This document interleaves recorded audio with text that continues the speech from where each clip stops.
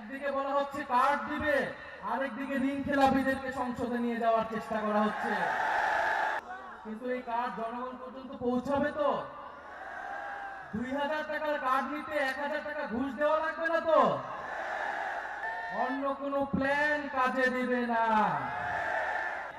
তবে নতুন কোন লুটেরাদের আমরা ক্ষমতায় যেতে দিব না, বাংলাদেশের জনগণ তাদেরকে ক্ষমতায় যেতে দিবে না।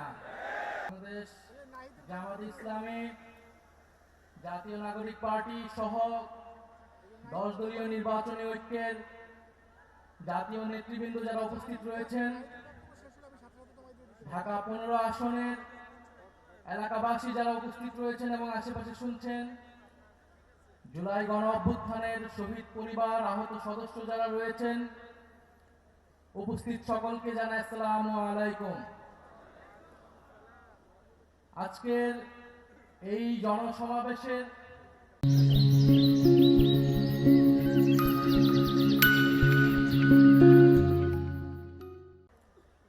ঢাকা 15 আসনে আজকের এই আয়োজনে আমাদের প্রধান অতিথি, প্রধান আকর্ষণ, যাকে ঘিরে আজকের এই জনসমাবেশ, ডাক্তার শফিকুর রহমান। উনি বাংলাদেশ জামাত ইসলামের সংগ্রামী আমির। তবে এতটুকু পরিচয় ওনার জন্য বর্তমান বাংলাদেশে যথেষ্ট নয়।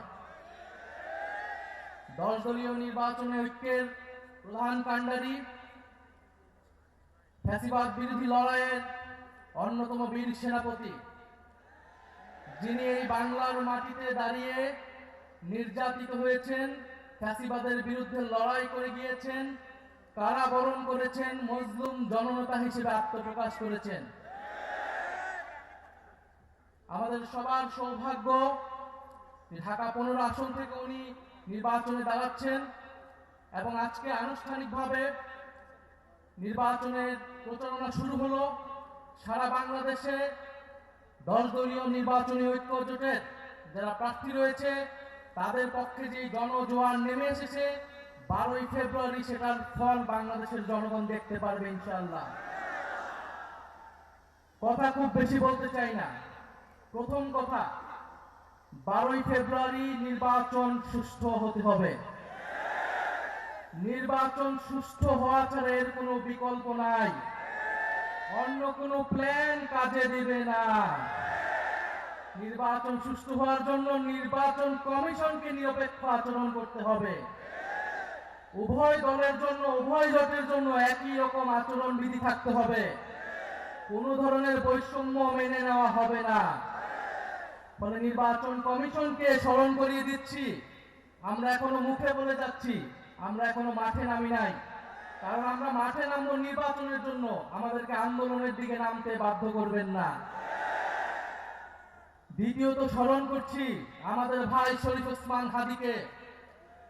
শরীফ ওসমান হাদি আধিপত্যবাদের বিরুদ্ধে, গণতন্ত্রের পক্ষে, ভোটাধিকারের পক্ষে লড়াই শুরু করেছিলেন ঢাকা 8 আসনে। আজকে পুরো সমগ্র বাংলাদেশে এই লড়াই ছড়িয়ে গেছে। ইনসাফের লড়াই, আজাদির লড়াই, সার্বভৌমত্বের লড়াই। আমরা মনে করি আমাদের জাতীয় লড়াই শেষ হয়ে যায় নাই। বাংলাদেশের বিরুদ্ধে চক্রান্ত চলমান। আধিপত্যবাদী শক্তি, ফ্যাসিস্ট শক্তি এখনো দিল্লিতে বসে কথা বলতে পারছে, নানান ষড়যন্ত্র করতে পারছে। ফলে আমাদের এই জাতীয় লড়াই আধিপত্যবাদের বিরুদ্ধে, ফ্যাসিবাদের বিরুদ্ধে এবং দেশের ভিতরে আমাদের দুর্নীতি এবং চাঁদাবাজ এবং বৈষম্যের বিরুদ্ধে লড়াই, এই উভয় লড়াই আমাদেরকে একসাথে চালিয়ে যেতে হবে। প্রিয় সংগ্রামী বন্ধুগণ, আমরা গণ অভ্যুত্থানের পরে যে আশা আকাঙ্ক্ষা নিয়ে রাজনীতি শুরু করেছিলাম, নতুন বাংলাদেশ গড়ে তোলার কাজ শুরু করেছিলাম, আমরা অনেকাংশে সেটা ব্যর্থ হয়েছি। আমাদের অনেক অসমাপ্ত কাজ রয়ে গিয়েছে। ইনশাআল্লাহ এবারের নির্বাচনে 10 দলীয় নির্বাচনী ঐক্য বিপুল ভোটে জয়লাভ করে আমরা সেই অসমাপ্ত কাজ সম্পন্ন করব সবাই ঐক্যবদ্ধভাবে। কারণ আমরা ঐক্যবদ্ধ বাংলাদেশ, আমরাই বাংলাদেশ। প্রিয় সংগ্রামী বন্ধুগণ, দু একটা কথা বলতে হয়। আমরা শুনছি বিভিন্ন কার্ড দেওয়া হবে,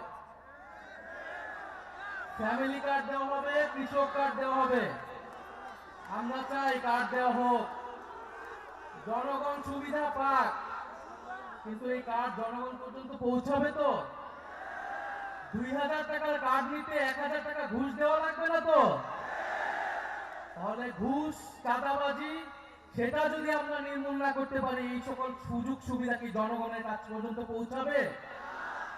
একদিকে বলা হচ্ছে কার্ড দিবে, আরেকদিকে ঋণ খেলাপিদেরকে সংসদে নিয়ে যাওয়ার চেষ্টা করা হচ্ছে, নির্বাচন কমিশনকে ব্যবহার করা হচ্ছে, আদালতকে চাপ প্রয়োগ করা হচ্ছে। ফলে কেমন বিচারিতা?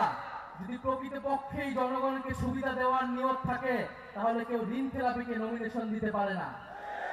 যারা ঋণ পরিশোধ করে নাই, তারা সংসদে গেলে আপনার মনে হয় তারা ঋণ পরিশোধ করবে? আর এরা আবারও ঋণ নিবে, এরা আবারও টাকা লুট করবে, এরা আবারও টাকা পাচার করবে বিদেশে। আমরা তো এই বাংলাদেশ চাই নাই, আমরা তো সেই লুটেরাদের বিরুদ্ধে গণ অভ্যুত্থান করেছি। তবে নতুন কোন লুটেরাদের আমরা ক্ষমতায় যেতে দিব না, বাংলাদেশের জনগণ তাদেরকে ক্ষমতায় যেতে দিবে না। সংগ্রামী বন্ধুগণ, বলা হচ্ছে বস্তিবাসীকে ফ্ল্যাট দেওয়া হবে। বস্তিবাসী ফ্ল্যাট চায় নাই আমাদের কাছে, আপনাদের কাছে। বস্তিবাসী চায় নিরাপদ জীবনের নিশ্চয়তা, বস্তিবাসী চায় মর্যাদাপূর্ণ কর্মসংস্থান। বস্তিবাসীকে ঢাকা শহরে আজ পর্যন্ত যারা ফ্ল্যাট দেওয়ার অঙ্গীকার করেছে, তারা বস্তি উচ্ছেদের পরিকল্পনা করেছে। তারা বস্তিতে আগুন লাগিয়েছে, বলা হয়েছে আপনাদেরকে ফ্ল্যাট দিব, আপনারা বস্তি থেকে উচ্ছেদ হন। আমরা আল্লাহ না করুক হয়তো এই ধরনের কোনো প্ল্যান নাই। জান্নাতের মালিক আল্লাহ, অবশ্যই মহান সৃষ্টিকর্তা, আর ভোটের মালিক জনগণ, ভোটের মালিক নাগরিক। দেশের মানুষ বুঝে গেছে, বুঝে যাবে আরো দ্রুতই যে কারা নির্বাচনের আগে প্রতারণা করছে, কারা দেশের মানুষকে ঠকাচ্ছে, কারা সংস্কারের বিরুদ্ধে অবস্থান নিচ্ছে। প্রিয় সংগ্রামী বন্ধুগণ, 12ই ফেব্রুয়ারি 10 দলীয় নির্বাচনী ঐক্যের সমর্থিত যার প্রার্থী রয়েছেন, যার যেখানে মার্কা রয়েছে, এই ঢাকা 15 আসনে দাঁড়িপাল্লা, অন্যান্য আসনে সাতলাকলি, রিক্সা সহ 10 দলীয় জোটের যেই মার্কাগুলো রয়েছে, আপনারা তাদেরকে জয়ী করবেন, তাদের সাথে থাকবেন। আমরা ঐক্যবদ্ধভাবে বৈষম্যের বিরুদ্ধে, দুর্নীতির বিরুদ্ধে আর ইনসাফের পক্ষে আমরা নতুন বাংলাদেশ গড়ে তুলব। শেষে যাওয়ার আগে আরেকটি কথা, এবারে নির্বাচন শুধু সরকার বদলের নির্বাচন নয়, দেশ বদলের নির্বাচন। এবারে নির্বাচন ক্ষমতা পরিবর্তনের নির্বাচন নয়, ক্ষমতার কাঠামো পরিবর্তনের নির্বাচন। ফলে নির্বাচনের সাথে আরেকটা গণভোটও আছে, এটা অনেক দল ভুলে যায়, কিন্তু আমরা ভুলি না, জনগণও ভুলবে না। ফলে গণভোটে আমরা কি দিব? গণভোটে আমরা